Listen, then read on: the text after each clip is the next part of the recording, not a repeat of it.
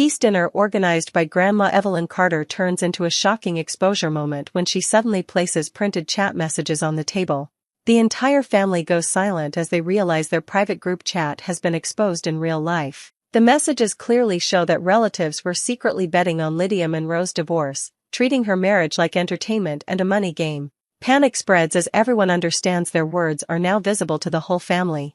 Lydia sits frozen, shaking, unable to process how deeply she has been betrayed by people she trusted the most. Her marriage and personal struggles were discussed like a joke behind her back. Evelyn remains calm but firm, breaking the silence by saying the family turned Lydia's life into entertainment. The words land heavily, making the room even more tense. She then demands explanations from everyone at the table one by one. No one can respond properly, as the evidence is already printed and undeniable in front of them. The dinner, meant to bring peace, completely collapses into a moment of exposure and humiliation. Hidden betrayal inside the family is finally revealed with no way to escape it. A week before the dinner, Lydia Monroe came to her parents' house in Ohio for what looked like a normal family gathering. The house was warm, food was ready, and everyone was talking like it was just another peaceful day. But something felt off in the air.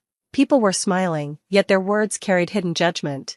Small comments about Lydia's marriage kept slipping into conversations. Some relatives hinted that her relationship with Caleb Monroe was not stable, even though no one said it directly to her face. Caleb was not there, and his absence was quietly noticed by everyone. Lydia tried to act normal, but she could feel the distance from certain family members. It was like they were watching her life instead of supporting it. Every conversation about her marriage felt carefully measured, like people were holding back something they wanted to say. Grandma Evelyn Carter observed everything from the side. She did not interrupt, but she noticed details others ignored. Family members kept checking their phones repeatedly, then quickly hiding their screens when someone looked their way. A few even laughed softly at messages but stopped as soon as Lydia came near. Nothing was openly wrong, yet nothing felt fully right either. Evelyn's eyes followed every small reaction, every nervous glance, every forced smile. She could sense there was something being discussed behind closed doors that Lydia was not aware of. Lydia sat with her cousins, trying to join conversations, but often felt slightly excluded. The topic of her marriage kept coming up indirectly, as if it had become a silent subject everyone was aware of but no one wanted to explain. By the end of the gathering, Evelyn's suspicion had grown stronger. The family looked normal on the outside, but their behavior did not match their words. Something hidden was clearly happening beneath the surface, and it was only a matter of time before the truth came out. During the family gathering, everyone was busy in the kitchen and living room. Lydia was helping with cooking and moving dishes around, and in the rush she left her old phone unlocked on the kitchen counter. It kept lighting up with repeated notifications. Grandma Evelyn noticed it while passing by. She picked up the phone only to move it away from the heat of the stove, but the screen lit up with new messages. The group chat name looked harmless at first, something like family updates, so she didn't think much of it in the beginning. But then she saw the message previews, and her expression changed instantly. One message read that Lydia would not last more than a few months in her marriage. Another message treated her relationship like a guessing game, with names attached to bets and predictions. Evelyn stood still for a moment, holding the phone tightly. Her eyes moved across the screen again, reading more lines that made it clear this was not normal family talk. It was a private space where people were openly discussing Lydia's divorce as if it was entertainment. Her heart felt heavy, but she did not react in that moment. She slowly placed the phone back exactly where it was, making sure no one noticed her expression. Her face stayed calm, hiding the shock completely. Lydia came back into the kitchen a few minutes later, unaware that anything had happened. The conversation around her continued normally, but Evelyn was no longer listening in the same way. Now she was watching differently, noticing who checked their phone too often, who laughed at silent messages, and who avoided eye contact. What she had just seen changed the way she viewed every person in the room. The discovery was small, almost accidental, but it opened a door that could not be closed again. Over the next few hours, Evelyn Carter stayed quiet, but her mind was fully alert. She moved around the house like nothing was wrong, sitting at the table, helping in small tasks, and watching every person carefully. She was no longer seeing a normal family gathering. She was seeing patterns. Every time someone laughed at a message or quickly turned their phone face down, Evelyn made a mental note. She was connecting names to what she had seen earlier on the phone. Slowly, the hidden structure of the chat became clearer in her mind. The most painful moment came when she realized Lydia's own mother, Sandra Monroe, was part of it. Sandra was smiling while talking to Lydia, but her behavior earlier now made sense. She had been one of the loudest voices in the betting chat, treating her daughter's marriage like a topic of amusement. Evelyn also noticed Harold Briggs, Lydia's uncle, speaking in a relaxed tone about outcomes and timelines in casual conversation. At first it sounded harmless, but now it matched the same language used in the messages she had seen. He was not just observing the situation, he was involved in it, even discussing money as if it were a business arrangement. Each discovery added more weight to Evelyn's chest. It was not just one careless message or one person joking. It was several family members, all connected in the same hidden behavior. The truth was spreading wider than she expected, and it made her feel both disappointed and angry at the same time. Still, she did not confront anyone. Not a single word left her mouth about what she knew. She kept her face calm, even when her emotions were getting harder to control inside. Instead of reacting immediately, Evelyn began thinking differently. She started observing not just what people were saying, but how they would respond if the truth ever came out. In her mind, a plan was slowly forming, one that would not let this stay hidden. Later that day, Evelyn picked up Lydia's forgotten phone again when no one was paying attention. She told Lydia she would help organize old photos and clear storage, so it would not seem strange. Lydia trusted her completely and handed it over without hesitation. Evelyn moved to a quiet corner of the house and unlocked the device. Her hand stayed steady, but her mind was heavy. She opened the group chat and started scrolling from the beginning, not missing a single message. The further she went, the worse it became. She began taking screenshots of everything. Every cruel comment, every prediction about Lydia's marriage, every mention of money or winners and losers in the situation. She saved them carefully, making sure nothing would be lost or deleted later. Her gallery slowly filled with proof. What shocked her most was how organized it all was. The family was not just talking casually. They were tracking Lydia's arguments like scores in a game. Some messages even compared her marriage problems week by week, as if they were watching results on a board. People in the chat were ranking who had the closest guess, as if Lydia's pain was something to compete over. There was laughter in the messages, jokes about timing, and even celebrations when things looked worse for her relationship. It was treated like entertainment, not real life. Evelyn felt something deep inside her change while reading. It was not just disappointment anymore. It was clarity. This was not going to stop on its own, and no one in that room seemed ready to admit what they were doing. She closed the phone for a moment, looking at the quiet house around her. Everyone was still acting normal outside, unaware that every message had already been saved. Evelyn made a silent decision right there that this secret would not stay buried for long. Evelyn Carter did not speak about what she had discovered. Instead, she changed how she behaved around the family. She stayed calm, but her words slowly began to carry quiet meaning. During meals and small conversations, she started bringing up topics like loyalty, respect in marriage, and how families should protect each other during hard times. She did it in a natural way, as if she was only sharing thoughts, not questioning anyone. But she was watching closely. Every reaction mattered to her now. Some relatives smiled too quickly, as if uncomfortable.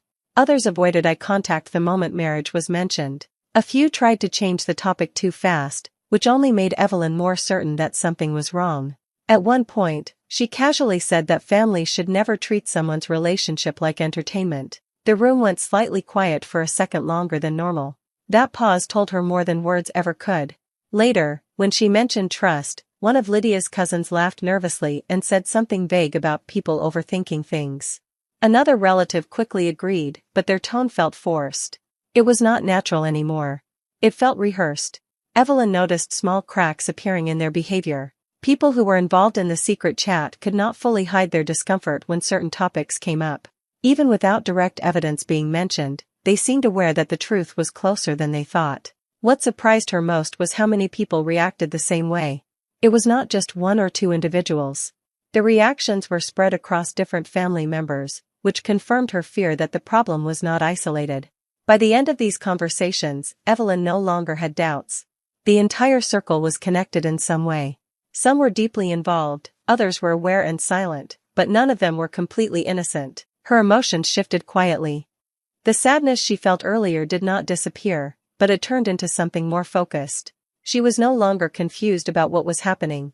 Now she was sure, and she was preparing for what would come next. Lydia Monroe began to feel something strange around her family, even though nothing was openly said to her face.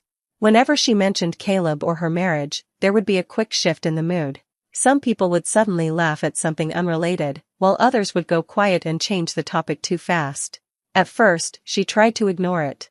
She told herself she might be overthinking things. But the pattern kept repeating. The same awkward silence. The same forced smiles. The same sudden distractions whenever her relationship came up. It started to create a distance she could not explain. She still sat with her family, still joined conversations, but something felt different. It was like she was sitting in a room where everyone knew something she did not. Even small things began to bother her. A cousin would smirk after a message notification. An uncle would look at her briefly and then quickly focus on his phone. Her mother, Sandra, sometimes seemed distracted, as if her mind was somewhere else during their talks. Lydia tried to connect with Evelyn during those moments. Evelyn still treated her with warmth, but Lydia noticed how carefully she watched everything. Evelyn never looked surprised or confused anymore. She only observed quietly, like she was waiting for something. Inside Lydia, confusion slowly turned into quiet discomfort. She could not find proof of anything wrong, but her instincts told her something had changed in the family dynamic. She felt like she was being watched differently, not as a daughter or sister, but as a topic. Evelyn saw all of it happening. She saw Lydia's smile becoming weaker, her confidence slowly breaking without clear reason. Every time Lydia looked hurt and tried to hide it, Evelyn felt the weight of what she had discovered grow heavier. But Evelyn did not speak. Not yet. She knew the truth Lydia deserved had to come at the right moment, not in pieces or hints. So she stayed silent, watching the gap between Lydia and her family grow wider each day, preparing for what was coming next. After days of silence, Evelyn Carter made her decision. She would bring the family together again, but this time under a different reason. She called it a peace dinner, saying she wanted everyone to reconnect and fix the growing distance in the family. No one suspected her real intention. In the days before the dinner, Evelyn worked quietly in her room.